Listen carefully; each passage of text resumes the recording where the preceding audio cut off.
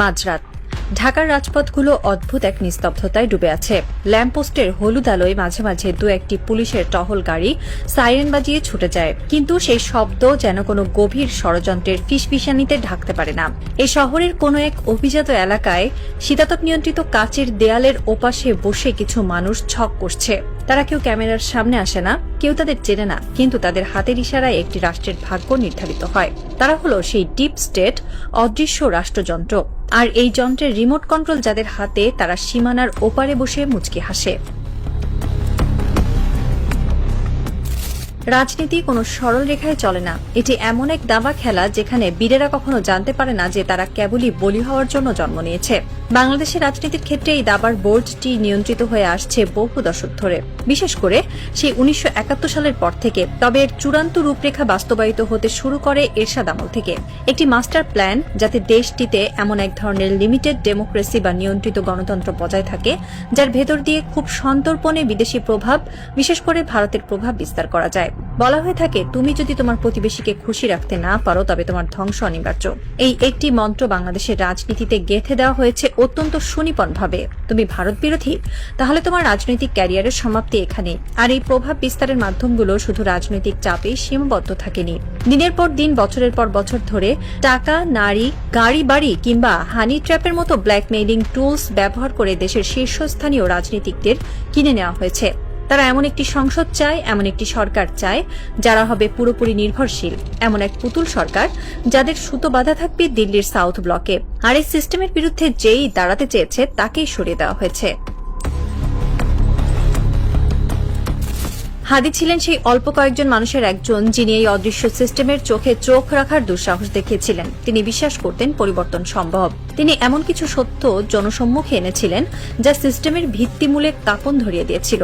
কিন্তু হাদি জানতেন না যে সংসদে তিনি যাওয়ার স্বপ্ন দেখছিলেন সেখানে তার মতো মানুষের জন্য কোনো প্রবেশদ্বার রাখা হয়নি। বাংলাদেশের সংসদ সাধারণ মানুষের প্রতিনিধিত্ব করার জন্য তৈরি হয়নি, এটি তৈরি হয়েছে এক বিশেষ অভিজাত শ্রেণীর স্বার্থ রক্ষার জন্য। হাদি চ্যালেঞ্জ করেছিলেন সেই এস্টাবলিশমেন্টকে, আর এর পরিণতি মৃত্যু। কেন হাদিকে মরতে হলো? কারণ তিনি এমন এক ভাষায় কথা বলছিলেন যা ডিপ স্টেটের জন্য অস্বস্তিকর ছিল। তাকে থামানো জরুরি হয়ে পড়েছিল। নির্বাচন বা আইনি প্রক্রিয়া তাকে আটকানো কঠিন ছিল বলেই তাকে চিরতরে সরিয়ে দেওয়া হয়। হাদির মৃত্যু কোনো সাধারণ দুর্ঘটনা ছিল না, এটি ছিল সিস্টেমের পক্ষে একটি স্পষ্ট বার্তা। আমাদের ছকে যে আসবে না তার কোনো অস্তিত্ব থাকবে না।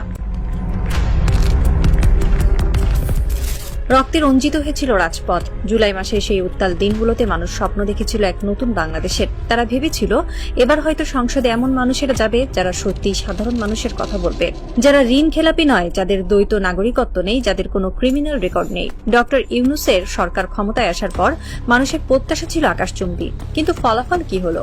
সংসদে যখন নতুন মুখগুলোর দিকে মানুষ তাকালো, তারা শিউরে উঠল। ঘুরে ফিরে সেই একই মুখ। 85 জন এমন এমপি যারা আগেই সংসদে ছিলেন, সেই পুরনো ঋণ খেলাপি, সেই পুরনো দুর্নীতিবাজরাই আবার নতুন পোশাকে হাজির। কেন এমন হলো? এত রক্তের, এত ত্যাগের পর কেন একই ফলাফল? এর উত্তর লুকিয়ে আছে আমাদের সিলেকশন সিস্টেমে। সংসদ সদস্য নির্বাচনের যে পদ্ধতি, তা এমনভাবে ডিজাইন করা হয়েছে যেন কোনো সাধারণ বা সৎ মানুষের ভেতরে ঢুকতেই না পারে। এই সিস্টেম পরিবর্তন করতে দেওয়া হয়নি, কারণ সিস্টেম পরিবর্তন করলে হাদির মতো সৎ এবং আপোষহীন মানুষরা সংসদে ঢুকে পড়ত, আর তা ডিপ স্টেটের জন্য সবচেয়ে বড় বিপদ হতো।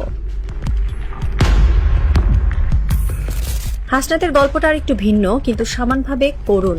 কিছুদিন আগেও সে ছিল জাতীয় এক আন্দোলনের রূপকার, একজন ন্যাশনাল লিডার। তার প্রতিটি কথায় রাজপথ কেঁপে উঠত। সাধারণ মানুষ তার দিকে তাকিয়ে থাকত নতুন নির্দেশের জন্য। কিন্তু সিস্টেম জানে কিভাবে একজন বিদ্রোহীকে বশ করতে হয়। হাসনাতকে মেরে ফেলার প্রয়োজন হয়নি, তাকে সিস্টেমের ভেতরে টেনে নেওয়া হয়েছে। আজ হাসনাত 300 জন এমপির একজন। সংসদে সে কথা বলার সময় মাত্র 5 মিনিট পায়, আর সেই 5 মিনিটের ভেতরে তাকে 14 বার পয়েন্ট অফ অর্ডারে বাধা দেওয়া হয়। তাকে শেখানো হয় সংসদীয় আদব কায়দা, মাননীয় স্পিকার বলে কিভাবে মাথা নিচু করতে হয়। যে হাসনাত পুরো দেশের কথা ভাবত, তাকে এখন কুমিল্লায় তার নির্বাচনী এলাকার ছোটখাটো উন্নয়নমূলক কাজে ব্যস্ত রাখা হয়েছে। তাকে প্রচুর ফান্ড দেওয়া হয়েছে যেন সে এই রাস্তাঘাট আর টেন্ডারের হিসাব মেলাতেই ব্যস্ত থাকে।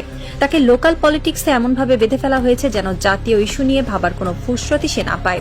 বিদ্রোহীকে কিনে নেওয়া হয়নি, তাকে সিস্টেমের ফ্রেমে আটকে ফেলা হয়েছে। অনেকেই বলেন আমাদের নির্বাচন কমিশন ঠিক নেই, কিন্তু আসলে কি শুধু নির্বাচন কমিশনের দোষ? নির্বাচন কমিশন চাইলেও কি কিছু করতে পারত? হ্যাঁ পারত, কিন্তু তার জন্য রাষ্ট্রের দুটো মৌলিক নীতির পরিবর্তন দরকার ছিল। প্রথমত, সংসদ সদস্যদের কাজ হতে হবে শুধুই আইন প্রণয়ন করা, কিন্তু বাস্তবে কি হচ্ছে? একজন এমপি স্থানীয় সব কমিটির প্রধান, স্কুল কলেজ রাস্তাঘাট টেন্ডার সবকিছুর নিয়ন্ত্রণ তার হাতে।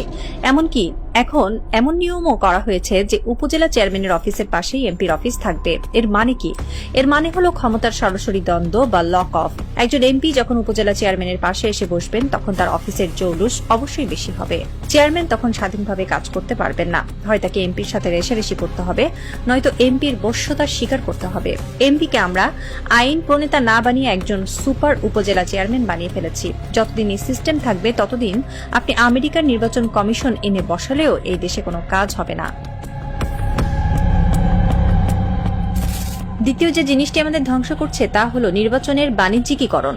আমাদের দেশে নির্বাচন কোনো গণতান্ত্রিক প্রক্রিয়া নয়, এটি একটি হাই প্রোফাইল ইনভেস্টমেন্ট প্রজেক্ট। একজন প্রার্থী নির্বাচনে দাঁড়ান আর তার পেছনে কিছু অদৃশ্য স্পন্সর টাকা ঢালে। তারা কি বিনামূল্যে এই টাকা দেয়? না, এর পেছনে থাকে একটি সুনির্দিষ্ট উদ্দেশ্য, একটি লাভজনক রিটার্নের আশা। যতদিন পর্যন্ত নির্বাচন একটি অলাভজনক প্রক্রিয়ায় পরিণত না হবে ততদিন এই দুর্নীতি চলতেই থাকবে। কিভাবে এটি বন্ধ করা যেত? খুব সহজে। নির্বাচন কমিশন বলতে পারত কোনো প্রার্থী নিজের পোস্টার ছাপাতে পারবে না, প্রচারণা চালাতে পারবে না। নির্বাচন কমিশন 3টি নির্দিষ্ট জায়গায় 3 জন প্রার্থীর পোস্টার পাশাপাশি লাগিয়ে দেবে। কোনো প্রার্থীর মার্কা থাকবে না, শুধু ছবি, নাম আর যোগ্যতা লেখা থাকবে। মানুষ প্রার্থীর চেহারা এবং যোগ্যতা দেখে ভোট দেবে। 3 জন প্রার্থীকে একটি মঞ্চে বসিয়ে সরাসরি বিতর্কের আয়োজন করা যেত, যা টিভিতে লাইভ সম্প্রচারিত হতো। জনগণ দেখত কে কতটা যোগ্য। কিন্তু আমাদের নির্বাচন কমিশন কি সেটা করেছে? করেনি। কারণ এটা করলে এই বিশাল লাভজনক এন্টারপ্রাইজ, এই যে টাকার খেলা, সব বন্ধ হয়ে যেত। সবশেষে ফিরে আসি সেই অদৃশ্য শক্তির কাছে। এই যে সিস্টেম, এই যে বন্দোবস্ত, এগুলো কারা টিকিয়ে রাখছে? যখনই কেউ এই সিস্টেমের বিরুদ্ধে যায়, যখনই কেউ হাদি টাইপ হয়ে যায়, তাকে সরিয়ে দেওয়া হয়। যখন কোনো হাসনাত বিদ্রোহী হয়, তাকে সংসদে বসিয়ে লোকাল ফান্ডের জালে আটকে দেওয়া হয়। ভারত বা আন্তর্জাতিক ভূ রাজনীতির সাথে আমাদের লোকাল পলিটিক্সের এক অদ্ভুত নিখুঁত ব্লেন্ডিং তৈরি হয়েছে। তারা জানে সরকার যেই আসুক না কেন, সিস্টেম তাদের হাতেই থাকবে। কারণ সরকার বদলায়, কিন্তু অ্যালাইনমেন্ট বদলায় না। রাতের ঢাকা শহর এখনো নিশ্চুপ। সেই শীতাতপ নিয়ন্ত্রিত ঘরের ভেতরে সিগার আর দামি মদের ধোঁয়ার ভেতর দিয়ে আরেকটি মাস্টার প্ল্যান রচিত হচ্ছে। আগামী নির্বাচনের ব্লুপ্রিন্ট, আগামী 5 বছরের জন্য নতুন কোনো হাসনাতের পতন কিংবা নতুন কোনো হাদির মৃত্যুর পরোয়ানা।